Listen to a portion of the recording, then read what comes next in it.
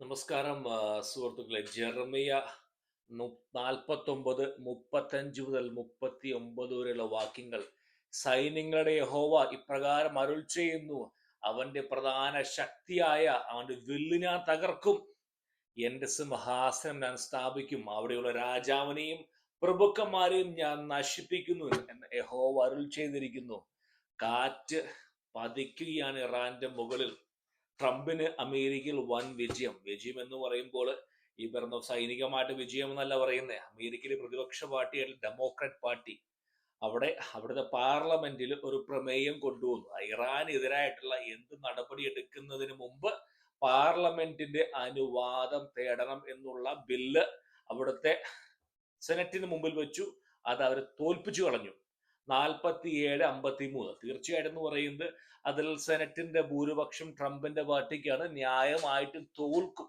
പക്ഷെ എന്നാൽ പോലും നമ്മുടെ നാട്ടിൽ ഒരു പാകിസ്ഥാനെതിരെയുള്ള യുദ്ധം നടക്കുമ്പോൾ ശ്രീമാൻ നരേന്ദ്രമോദി എന്ത് തീരുമാനം എടുക്കണമെങ്കിൽ മുമ്പ് അത് കോൺഗ്രസ് പാർട്ടി അറിയിക്കണം എന്നുള്ള ബിൽ ആലോചിച്ച് നോക്കുക. അതിനും ഭേദം പാകിസ്ഥാനെ നേരിട്ടങ്ങ് അറിയിച്ചാൽ പോരെ. യുദ്ധതന്ത്രങ്ങൾ അത് അമ്പേ പാളിപ്പോയിരിക്കുകയാണ്. ട്രംപിന് ഒരു വൻ വിജയം കിട്ടിയിരിക്കുകയാണ്. അമേരിക്ക സംസാരിക്കുമ്പോൾ ഒരുപാട് പേർക്ക് അറിയാൻ ആഗ്രഹമുണ്ട്, ട്രംപിന്റെ ജനസമ്മതി കുറഞ്ഞോ അതോ കൂടിയോ എന്നുള്ളത്. സത്യം പറഞ്ഞു കഴിഞ്ഞാൽ ട്രംപിന്റെ ജനസമ്മതി അമേരിക്കയിൽ കൂടിയിരിക്കുകയാണ്. ഒരു ന്യായമായ ഒരു കൂടലുണ്ട്. കാരണം യുദ്ധം മാത്രമല്ല, മൊത്തത്തിൽ ഒരു സുരക്ഷ അല്ലെങ്കിൽ ഒരു ബോധം ഇന്ത്യയിലെ ജനങ്ങൾക്ക് ശ്രീമാൻ നരേന്ദ്രമോദി കൊടുക്കുന്നത് പോലെ. പൂർണ്ണമായും രണ്ടുപേരെയും പോളിസികൾ അംഗീകരിക്കുന്ന വ്യക്തിയല്ല. ട്രംപിനെ ഒരുപാട് കാര്യം എതിർക്കുന്നു, ശ്രീമാൻ മോഡിയെ ഒരുപാട് കാര്യം എതിർക്കും ചെയ്യുന്നുണ്ട്. എന്നാൽ പോലും ഒരു മൊത്തത്തിൽ ഒരു സുരക്ഷാ ബോധം അല്ലെങ്കിൽ ഒരു രാജ്യത്തിന് വേണ്ടി ചെയ്യാൻ ആഗ്രഹിക്കുന്ന അല്ലെങ്കിൽ സ്വയം താല്പര്യങ്ങൾ സംരക്ഷിക്കാത്ത ഒരു വ്യക്തി എന്നുള്ള തോന്നൽ ജനങ്ങൾക്ക് എവിടെയോ വന്നിരിക്കുന്നു. ഇരു രാജ്യങ്ങളിലും 2008 ബോംബെ ആക്രമണ സമയത്ത് കോൺഗ്രസ് പാർട്ടി, നമ്മുടെ ആഭ്യന്തരമന്ത്രി തുണി മാറി മാറി ഉടുക്കുന്ന ഒരു ആഭ്യന്തരമന്ത്രിയായിരുന്നു കോൺഗ്രസിന്. അല്ലെങ്കിൽ നമ്മുടെ നാട്ടിൽ, ഞാൻ കോൺഗ്രസ്സുകാരെ കുറ്റപ്പെടുത്തില്ല പറയുന്നത്, ചില കാര്യങ്ങൾ കഴിവുകെട്ട നേതാക്കന്മാരെ മുന്നോട്ട് കൊണ്ടുവരാൻ ഈ പാർട്ടി വളരെ വളരെ മുന്നോട്ടാണ്. അതാണ് ഈ പണ്ട് പ്രശ്നം എന്ന് പറയുന്നത്. അപ്പോൾ പറഞ്ഞു വരുന്ന വെച്ചാല് ഇനി അണ്ണൻ പൂരത്തിന് തിരി കൊളുത്തിയിരിക്കുകയാണ്. അപ്പോൾ പൂരം കൊടിയേറിയിരിക്കുകയാണ്. അതായത് അണ്ണൻ മിക്കവാറും ഈ ആഘോഷം, അതായത് ഭയങ്കര ഒരു പവറ കിട്ടിയിരിക്കുന്നത്. കോൺഗ്രസിലേക്ക് അനുമതി വാങ്ങണ്ട, മിക്കവാറും അണ്ണൻ ഇത് ഇറാന്റെ മുകളിലായിരിക്കും ഇത് ആഘോഷിക്കുക.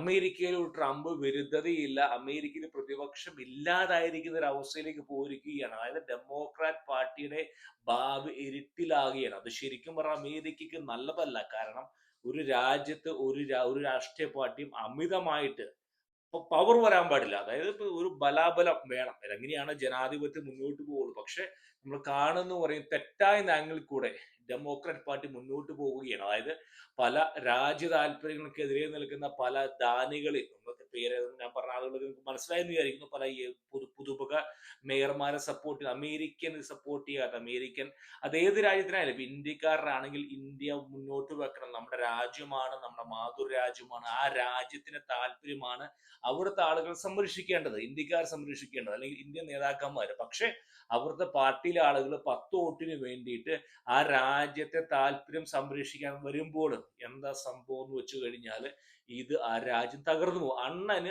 വലിയ പവർ കിട്ടിയിരിക്കുകയാണ്.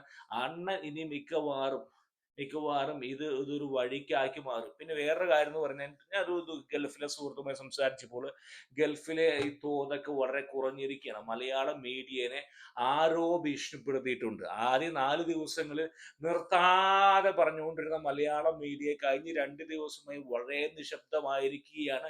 എവിടുന്നോ സന്ദേശം വന്നിരിക്കുന്നു, അടങ്ങാൻ പറഞ്ഞിരിക്കുകയാണ് മലയാളം മീഡിയയോട്. കേരളത്തിലെ ഈ മാധ്യമങ്ങളെ ദില്ലിയിൽ നിന്ന് നോട്ടീസ് ചെയ്യാൻ ആരംഭിച്ചിരിക്കുകയാണ്. ഇവരുടെ ഫണ്ട് പരിശോധിക്കേണ്ടിയിരിക്കുന്നു. കാരണം 4 ദിവസം ഭയങ്കര ആർജവം. ഒരു പ്രത്യേക ചാനലിൽ ഒരു വ്യക്തി വരും താടിയൊക്കെ വെച്ചിട്ട് ഇങ്ങനെ സംസാരിക്കുന്നത്. അത്തരത്തിലുള്ള ആളുകളൊക്കെ ടാർഗറ്റ് ചെയ്ത് തുടങ്ങിയിരിക്കുന്നു തോന്നി. ഇക്കാര്യത്തിൽ എനിക്ക് മോഡിയോട് വളരെ പരാതിയാണ്. കാരണം കുറച്ച് സ്ട്രോങ് ആവേണ്ട ഒരു ആവശ്യകത ഉണ്ട് അദ്ദേഹത്തിന്. കാരണം കേരളം പക്ഷെ എന്തിനാവട്ടെ. അപ്പോൾ ട്രംപിന് വൻ വിജയം. ട്രംപിന് അമേരിക്കയിൽ ജനസമിതി കൂടുകയാണ്. കാരണം ട്രംപ് ഇവിടെ ഇനി പറയും ജനസമിതി കൂടുക എന്ന് പറയുമ്പോൾ ഈ പറയുന്ന യുദ്ധം 2-3 മാസം മുന്നോട്ട് പോയാൽ ഈ ജനസമ്മതി താഴോട്ട് വരും. 6 അമേരിക്കൻ പട്ടാളക്കാർ മരിച്ചിരിക്കുകയാണ് കുവൈറ്റിൽ. എണ്ണം കൂടിയാൽ, എണ്ണവില കൂടിയാൽ, യുദ്ധം മുന്നോട്ട് പോകുന്നു, ചിലവുകൾ കൂടിക്കഴിഞ്ഞാൽ ലോകത്തിലെ അങ്ങനെ പോകുമ്പോൾ തിരിഞ്ഞും വരും. രണ്ട് സൈഡിലേക്ക് പോകാം. ഇപ്പോഴത്തെ ഒരു കണ്ടീഷൻ എന്ന് പറയുന്നത് യുദ്ധത്തില് അമേരിക്ക ഒരു മേൽക്കോയ്മ കിട്ടിയിരിക്കുന്നു, ഖമേനിയെ കൊല്ലപ്പെടുത്തിയിരിക്കുന്നു. ഒരുപാട് അമേരിക്കൻസിനെ ഇല്ലാതാക്കിയ ഖമേനി ഏകദേശം 10-250 അമേരിക്കൻസിനെ ലെബനനിലേക്ക് കൊന്നുകളഞ്ഞ വ്യക്തിയാണ്. ആ ഒരു വികാരം ഇന്ന് ട്രംപിന് അനുകൂലമാണ്. പക്ഷെ തിരിയാൻ സാധ്യത ഉണ്ട്. ഒരുപാട് പട്ടാളക്കാരുടെ ജീവൻ നഷ്ടപ്പെടുന്നു, യുദ്ധം മുന്നോട്ട് പോകുന്നു, ഹോർമുസ് കടലിടുക്ക് ഇറാൻ പിടിക്കുന്നു. ഒരു രക്ഷയില്ലാത്ത അവസ്ഥ തിരിച്ചു പോകാൻ സാധ്യത ഉണ്ട്. പക്ഷെ എന്തും സംഭവിക്കാം, യുദ്ധം അങ്ങോട്ടും ഇങ്ങോട്ടും പോകാം. പക്ഷെ ഈ അവസരത്തിൽ അണ്ണൻ തിരിക്കാനുള്ള അണ്ണനെ കൊടിയേറ്റാൻ ഉള്ള അനുമതി കൊടുത്തു.